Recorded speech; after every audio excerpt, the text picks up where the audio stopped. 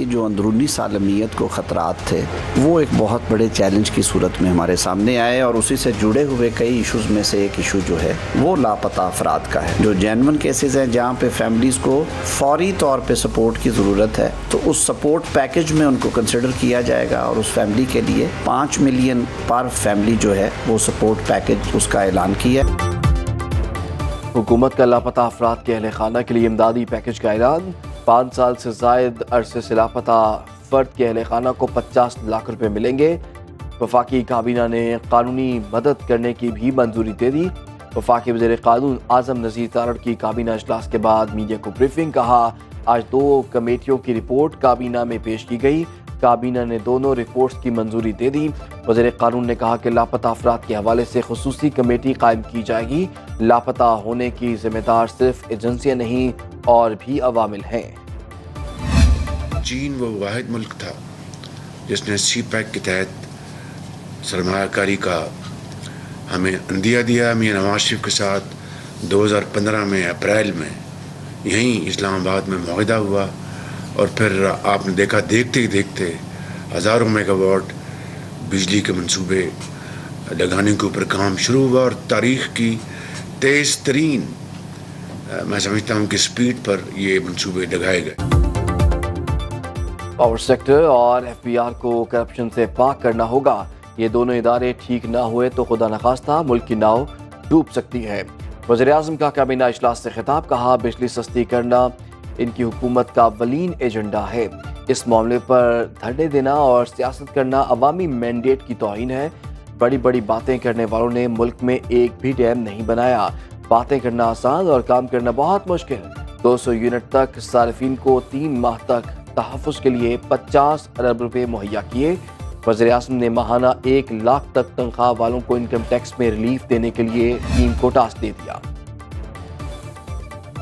वज़ीर आज़म साहब, बिजली के बिल सियासत नहीं अवाम का मसला है। इस तरह की बातें करके लोगों की तवज्जो ना हटाएं। अमीर जमात इस्लामी हाफिज नईमुर रहमान का कतर से वीडियो लिंक पर धरने से खिताब। कहा, हुकूमत IPPs पर कोई फैसला नहीं कर रही। आंखें बंद करने से कुछ नहीं होगा।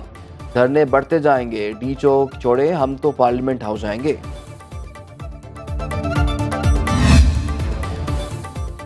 के इलेक्ट्रिक और डिस्कस ने 3 माह में ओवर बिलिंग करके सार्फिन से अरबों रुपए बटोर लिए।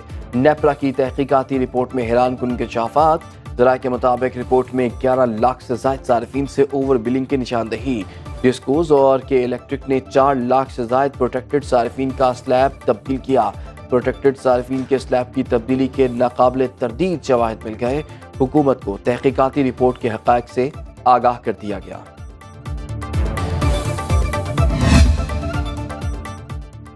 मुल्क भर में बिजली की तक़सीम कार कंपनियों की निजकारी का मामला। वज़ारत पावर डिवीजन ने नोटिफिकेशन जारी कर दिया। डिस्कोस की प्राइवेटाइजेशन मरहलावार होगी। पहले मरहले में फेस्को, गैपको, हैस्को और आइस्को की निजकारी होगी। दूसरे मरहले में मैपको और पेस्को समेत दीगर कंपनीज को प्राइवेटाइज किया जाएगा।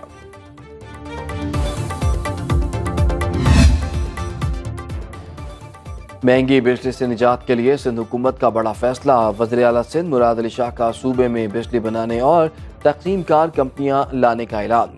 तकरीब से खिताब करते हुए कहा कि सिंध पावर रेगुलेटरी कंपनी बनाने जा रहे हैं। थर कोयले से बनने वाली बिजली 15 से 20 रुपए की पड़ेगी।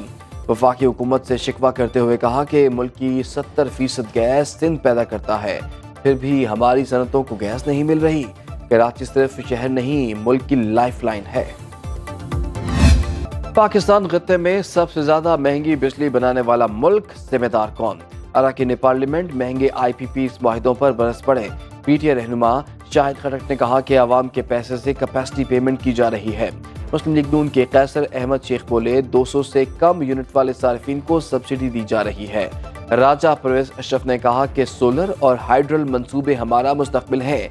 शानदाना गुलजार कहती हैं कि डॉलर्स वसूल करने वाली IPPs पागल नहीं जो मुआहिदों पर नज़रसानी करें। खैबर पख्तूनख्वा असम्बली में हंगामा आराई, हुकूमती और अपोजिशन अराकीन में हाथापाई, एक दूसरे के खिलाफ नाजेबा अल्फाज का इस्तेमाल। स्पीकर खैबर पख्तूनख्वा असम्बली की निशानदेही पर अपोजिशन लीडर ने MPA इकबाल वजीर की तरफ से माजरत कर ली।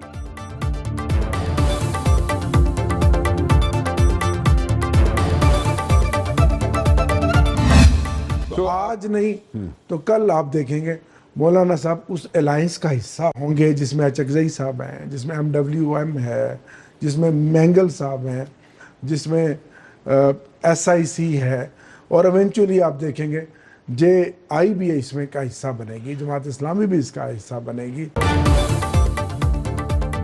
PTI रहनुमा आमिर डोगर का बड़ा दावा। सुनो न्यूज़ के प्रोग्राम बरक्स राना मुबशर के साथ में गुफ्तगू करते हुए कहा कि हुकूमत के खिलाफ अपोजिशन जमातों का अलायंस जल्द बनेगा। फजलुर रहमान इसका हिस्सा होंगे। वज़ीर आला पंजाब को तब्दील ना करना बानी PTI की गलती थी। उस्मान बुज़दार को सारी ज़िंदगी भी जेल में रहना पड़े तो कम है। मखसूस नशिस्तें मिलने के बाद तहरीक अदम एतमाद से मुताल्लिक फैसला करेंगे।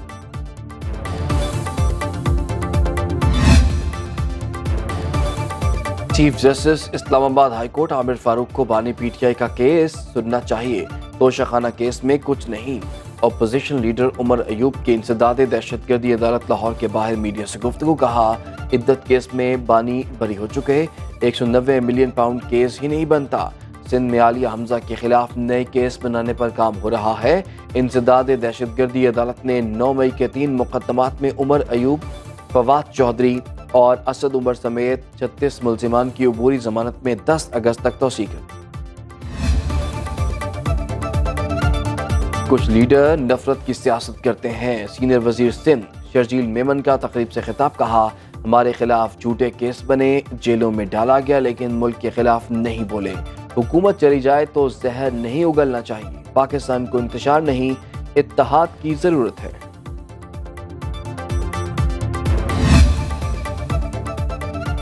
कराची में वक्फे से बारिश, शाहराहों पर पानी जमा हो गया। इम्प्रेस मार्केट सदर की मरकजी सड़क तालाब का मंजर पेश करने लगी। मानसहरा में मूसलाधार बारिशों के बाद राब्ता पुल बह गए। आमदोरफ्त मुनक़ता होने से इलाके में शाय खुरनोश की किल्लत। जनूबी पंजाब के मुख्तलिफ हिस्सों में बारिशें। महकमे मौसमियात के मुताबिक मुल्क 7 अगस्त से दाखिल होने वाला बारिशों का नया स्पेल 15 अगस्त तक जारी रहेगा। बलूचिस्तान में आज से बादल बरसेंगे।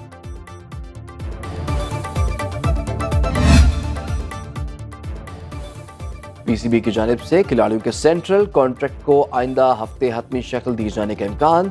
चेयरमैन मोहसिन नकवी ने सिलेक्शन कमेटी और कोचेस से मुशावरत मुकम्मल कर ली। साबिक कप्तान वक़ार यूनुस भी अपनी राय देंगे। सेंट्रल कॉन्ट्रैक्ट में शादाब, हारिस, रऊफ और मोहम्मद नवाज की कैटेगरी में तनज़्ज़ुली का इम्कान। नसीम शाह को B से A में तरक्की मिलेगी। कॉन्ट्रैक्ट में शमूलियत खिलाड़ियों की फिटनेस और कारकर्दगी से मशरूत। पाकिस्तान की फायका रियाज ओलंपिक्स की 100 मीटर हीट रेस से आउट। फायका हीट में 6ठे नंबर पर रहने के बायस अगले राउंड के लिए क्वालिफाई ना कर सकी। पाकिस्तान का कोई एथलीट अभी तक मेडल हासिल ना कर सका। कशमाला तलत, गुलफाम जोसेफ, स्विमर अहमद दुरानी और जाआरा नबी पहले ही इवेंट से बाहर हो चुके। गुलाम मुस्तफ़ा बशीर 4 अगस्त को शूटिंग के मुकाबलों में हिस्सा लेंगे। अरशद नदीम 6 अगस्त को जेवलिन थ्रो के मुकाबलों में इन एक्शन होंगे।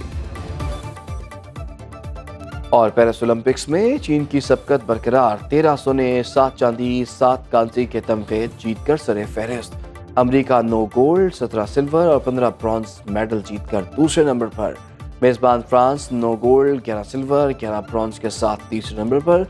बरतानिया ने भी 9 गोल्ड मेडल जीत लिया। ऑस्ट्रेलिया और जापान ने 8-8, कोरिया ने 7 सोने के तमगे हासिल किए। इटली ने 5 और नेदरलैंड्स ने 4 सोने के तमगे अपने नाम किए।